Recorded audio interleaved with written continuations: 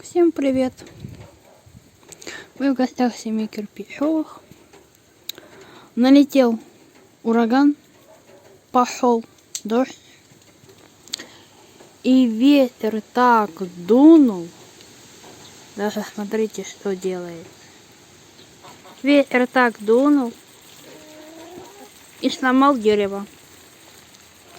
Видите? Слива сломанная. Давайте посмотрим. О, как она сломалась.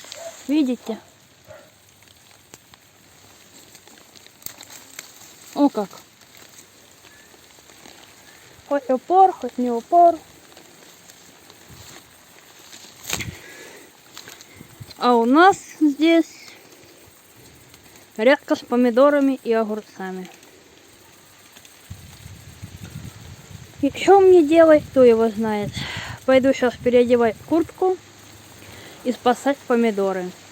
Или не спасать, пережду. Может быть, завтра спасу. Жалко, конечно.